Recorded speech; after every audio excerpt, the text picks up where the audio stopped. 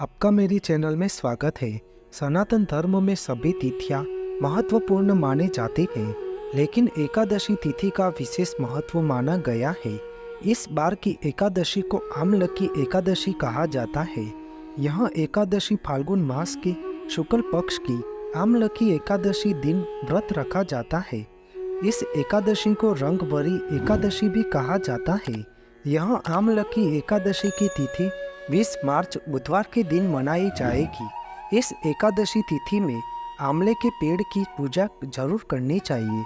भगवान विष्णु को समर्पित आमलकी एकादशी का व्रत करने से 1000 गोदान के बराबर पुण्य फल की प्राप्ति होती है।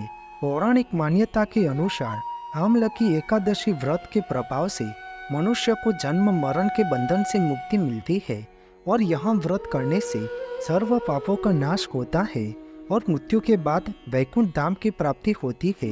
आमलकी एकादशी की कथा वार्ता इस प्रकार है कि एक वैदिश नामक का एक नगर था, जिस नगर में ब्राह्मण, क्षत्रिय, वैश्य तथा शूद्र चारों वर्ण के लोग सब मिलजुल कर आनंद से रहते थे।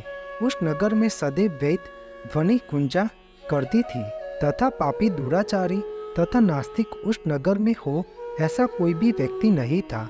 वैदिश नामक नगर में चैत्ररथ नाम का चंद्रवंशी राजा राज्य करता था। वह अत्यंत विद्वान तथा धार्मिक था। उस नगर में कोई भी व्यक्ति दरिद्र और कंजूस नहीं था। सभी नगरवासी श्री हरि भगवान विष्णु जी के भक्त थे। वह सब आबाल वृद्ध, स्त्री पुरुष एकादशी नियम का पालन करके व्रत किया करते थे।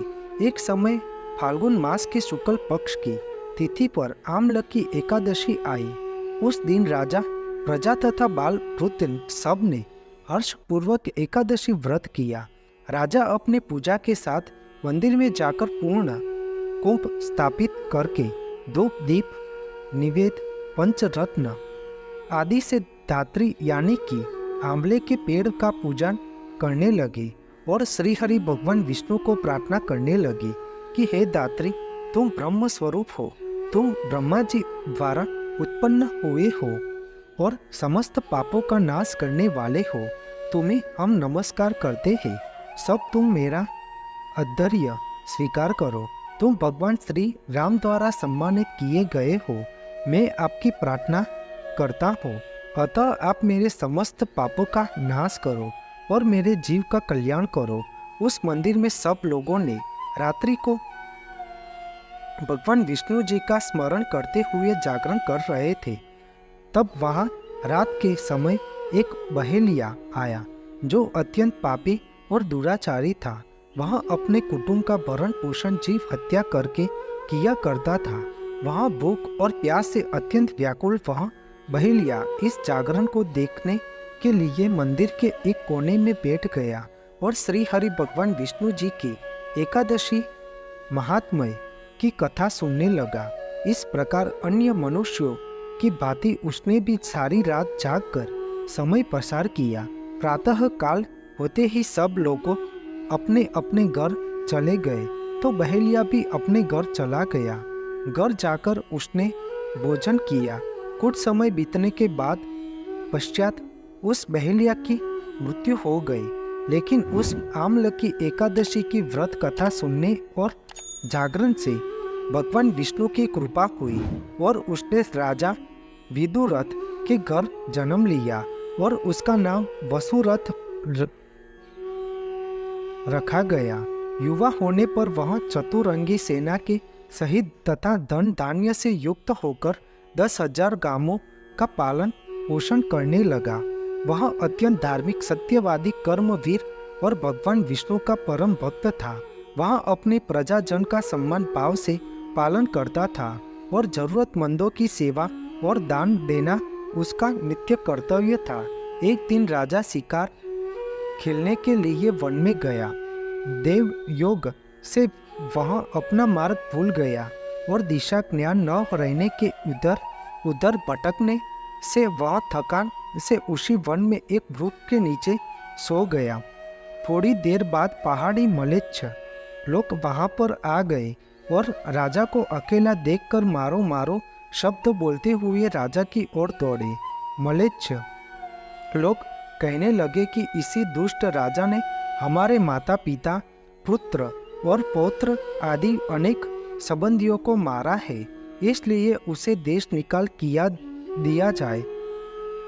उल्टा उसको अवश्य मारना चाहिए। ऐसा कहकर वह मलेच्छ लोग उस राजा को मारने दौड़े और अनेक प्रकार के अस्त्र शस्त्र उसके ऊपर फेंके, लेकिन वह सब अस्त्र शस्त्र राजा के शरीर पर गिरते ही नष्ट हो जाते थे और उनका वार उस के समान प्रतीत होता था।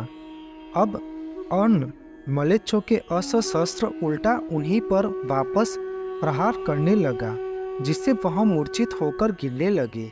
उसी समय राजा के शरीर से एक दिव्य स्त्री उत्पन्न हुई। वह स्त्री अत्यंत सुंदर होते हुए भी उसकी बुकटी टेढ़ी थी। उसकी आंखों से लाल लाल अग्नि की ज्वाला निकल रही थी, उससे जिससे वह दूसरे काल के सम्मान प्रतीत होती थी। वह स्त्री मलेच्छों को मारने दौड़ी और थोड़ी ही देर में उसने सब मलेच्छों को बल भर में मार दिया। जब राजा सोकर उठा तो उसने मलेच्छों को मरा हुआ देखकर कहा कि इन शत्रुओं को किसने मारा? इस वन में मेरा कौन हितैषी रहता है? वह ऐसा विचार कर ही रहा था कि आकाशवाणी हुई कि हे राजन, इस संसार में श्री हरि भगवान विष्णु के अलावा कौन तेरी सहायता कर सकता है? इस आकाशवाणी को सुनकर राजा भगवान विष्णु का आभार व्यक्त करके सुख रूप से अपने राज्य में वापिस आ गया और फिर से अपने राज्य का कार्यभार संभालने लगा।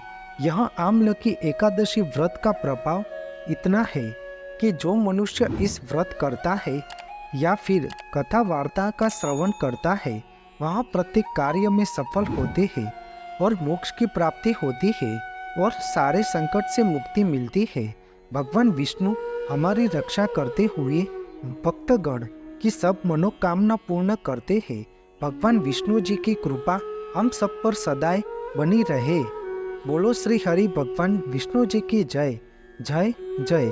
आपको मेरी यह माहिती अच्छी लगी हो तो मेरे चैनल को लाइक, शेयर, कमेंट, सब्सक्राइब करें और बेल आइकन को दबाना ना भूलें। जय स्वामीनारायण।